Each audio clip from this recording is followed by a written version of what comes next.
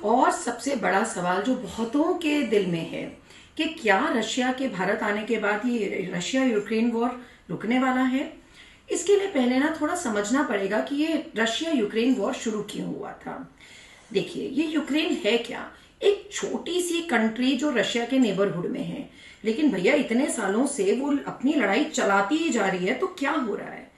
एक ना NATO organisation है which is North Atlantic Treaty Organisation. ये एक मिलिटेंट ऑर्गेनाइजेशन है जिसके ऊपर अमेरिका ने अपनी दादागिरी बना रखी है। मतलब वो ये कहता है कि भाई नेटो में मिल जाओ और कल को तुम्हारी कंट्री में जो भी लड़ाई होगी ना, तो हम सब मिल के, जितनी ये सब कंट्रीज हैं नेटो की, वो सब मिल के लिए तुम्हारे लिए लड़ेंगी। जैसे पुराने जमाने में राजाओं की नहीं लड़ाई होती थी कि एक राजा ने दूसरे के ऊपर कूच कर दिया तो वो बाकी अपने दोस्तों से कहता था आ जाओ मिल के लड़ाई करेंगे। तो बिल्कुल वही पुराने जमाने की दादागिरी अमेरिका ने अभी भी बना रखी है नेटो के चलते। मिलिट्री ऑर्गेनाइजेशन है ये। तो अब जी वो कहता है कि यूक्रेन को कि भाई तुम नेटो में मिल जाओ, और यूक्रेन कहता है जी मैं मिल जाता हूं, मैं तो छोटी सी कंट्री हूं, अगर अमेरिका से मुझे एक काइंड ऑफ प्रोटेक्शन मिल जाएगी तो मैं क्यों नहीं जुड़ूंगा। अब रशिया कहता है कि भाई तुम मेरे पड़ोस में, सब कुछ मेरे जैसे, क्यों मैं अमेरिका को यहाँ पे तुम्हारा मिलिट्री बेस दे दूं। और बड़ी बात यह है कि अमेरिका को यहाँ मिलिट्री बेस चाहिए क्यों।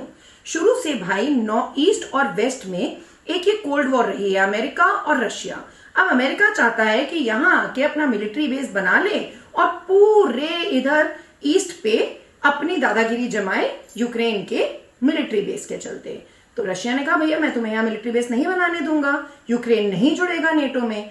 और यूक्रेन भी भैया वो जैसे छोटा बच्चा नहीं होता, पीछे कोई दादा खड़ा होता है तो गुंडे की तरह लड़ाई में वो घुस जाता है। मैं देखता हूं 3 साल में भाई ज़ेलेंस्की जी आपने अपनी कंट्री का तहस नहस कर लिया है, बुरा हाल हो गया है, अमेरिका ने आपको चूस लिया है। और आप अगर सोच रहे हो कि ये डॉनबास और लुहांस्क डिस्ट्रिक्ट लिए बिना रशिया मान जाएगा और ये पीस ट्रीटी साइन हो जाएगी और आपको पता नहीं जाने भगवान जाने क्या क्या मिलने वाला है, तो आई एम सॉरी, मैं आपका ये ड्रीम वर्ल्ड तोड़ रही हूं।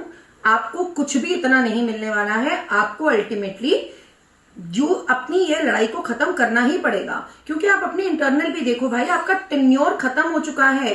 आपकी अब जो लीडर ऑफ स्टेट वाली थी वो खत्म हो चुकी है आपका टेन्योर।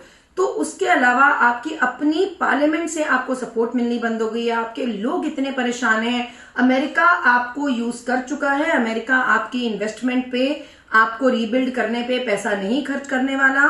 आप यूज हो चुके हो, वो आपको लेकर भी अब मिलिट्री बेस बनाने के उसके बहुत जो मंसूबे थे वो बहुत सक्सेसफुल नहीं होने वाले।